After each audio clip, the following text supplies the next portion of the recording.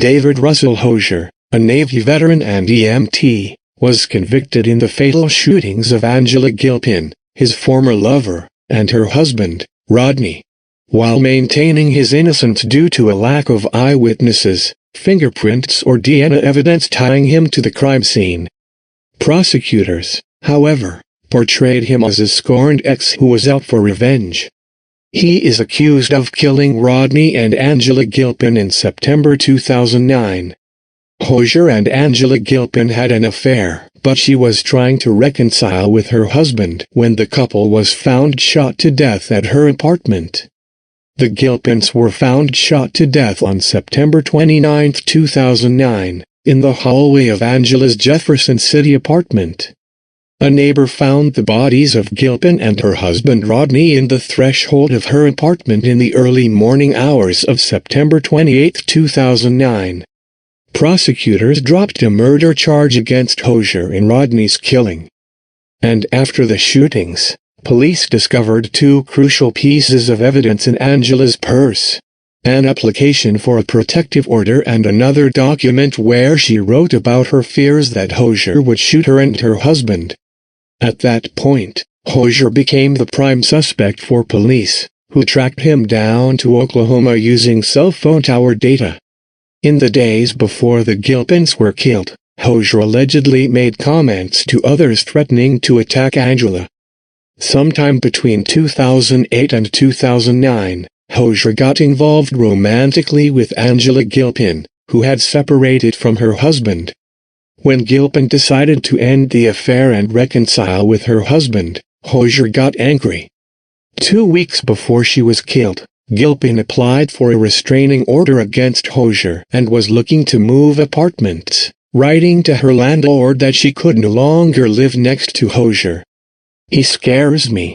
I don't know what he will do next," she wrote, according to court records. The day before the killings, Hosier left a voicemail for a friend saying that he was going to finish it and called another friend to say that he was going to eliminate his problems. Court records show. Hosier was arrested in Oklahoma later that day following a pursuit and a standoff, after which Hosier told police, "Shoot me and get it over with." Authorities searched his car, finding 15 firearms, 400 rounds of ammunition and other weapons. A submachine gun they found is the weapon investigators believe Hosier shot the Gilpins with, though tests on it were inconclusive. Hosier explained all of this away by saying he wasn't on the run, rather he was on a long drive to clear his mind. The guns were with him because he was an avid hunter, he said. He was charged and sentenced for the double murder, and he was sentenced to death. In appeals, Hosier's lawyers argued that there was a lack of physical evidence tying Hosier to the scene of the murder, including the state's ballistics experts' inability to identify that the bullets found at the crime scene. They also argued that he had ineffective attorneys during trial, saying that among other failings, they failed to present a witness who could have told jurors about a stroke Hosier had in 2007 that caused brain damage. Hosier also argued that the judge who presided over his trial and sentencing had a conflict of interest, having prosecuted him in 1998 for failing to pay child support. The Federal Public Defender's Office produced a 19-page clemency petition and video for Hosier in a final attempt to spare him from the lethal injection. The petition and video pointed to the death of Hosier's father as a source of unresolved trauma that created a downward spiral in his life starting when he was 16. Nonetheless, on June 11, 2024, David Russell Hosier was executed. A week before condemned inmate David Hosier was put to death by lethal injection, the Missouri Department of Corrections agreed to make several accommodations at his execution, including providing a local anesthetic and sedative, to satisfy his legal team and avoid lawsuits that could tie up the process, according to a source familiar with the negotiations. The brokering of such an agreement without litigation is not typical, raising questions about why it was done in this case. As part of the negotiations, The Department of Corrections also placed parameters on how the execution team at the state prison in Bonne Terre could administer a lethal dose of pentobarbital to Hosier, 69.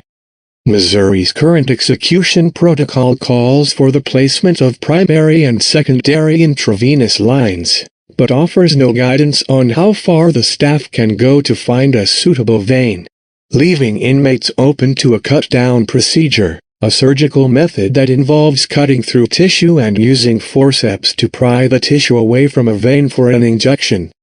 The State Department of Corrections agreement with Hosier's legal team promised to use less invasive techniques first, and if a cut-down became necessary, a local anesthetic would be administered, which the execution protocol does not currently call for. A cut-down was not used in Hosier's case, but in the rare instances that inmates have survived execution attempts, they have described these efforts to start IV lines as excruciating. Hosier, who was on death row for the 2009 murder of his ex-lover and her husband, was hospitalized in May and diagnosed with atrial fibrillation, which causes a highly irregular pulse. Dorsey's lawyers had been worried that the execution team would have trouble accessing a vein and have to resort to a cut-down because he was obese, had diabetes, and was a former intravenous drug user. Missouri's execution protocol does not exclude the possibility of using these procedures, despite them being more invasive.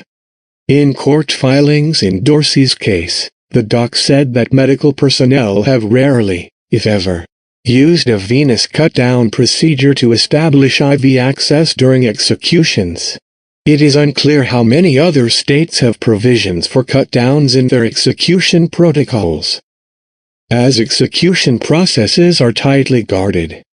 On the day of his execution, David Russell Hosier was served his final meal at 11 a.m., a New York strip steak, baked potato with butter and sour cream, Texas toast, Dutch apple pie, milk and orange juice.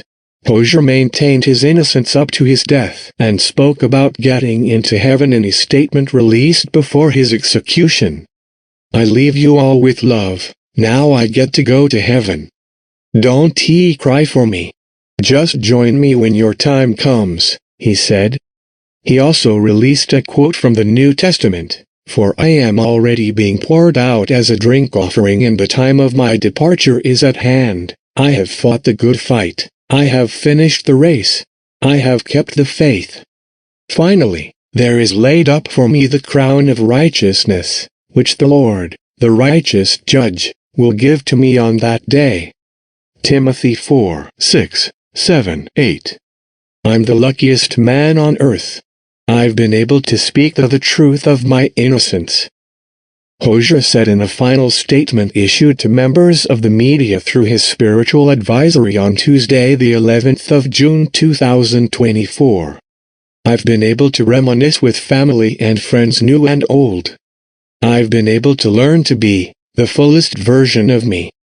Jeremy Weiss, Hosier's attorney and a witness to the execution, said that Hosier's eyes were closed as he was put to death, with the last movement he saw from Hosier happening at roughly 6:01 p.m. Hosier's spiritual advisor, the Reverend Jeff Hood, was in the death chamber and had his hand on Hosier's shoulder during the execution. Hood said that Hosier's final spoken words were, "Give them hell." Hosier's last name was mispronounced when death was declared, his lawyer Weiss said, calling it irritating and disrespectful. Republican Missouri Governor Michael Parson turned down Hosier's request for clemency on Monday, his 11th such denial since taking office in 2018. In his most recent denial, Parson says that Hosier displays no remorse for his senseless violence. David Russell Hosier was 69 years old at the time of his execution. He was the second inmate to be executed in Missouri this year. Thank you for watching Death Row.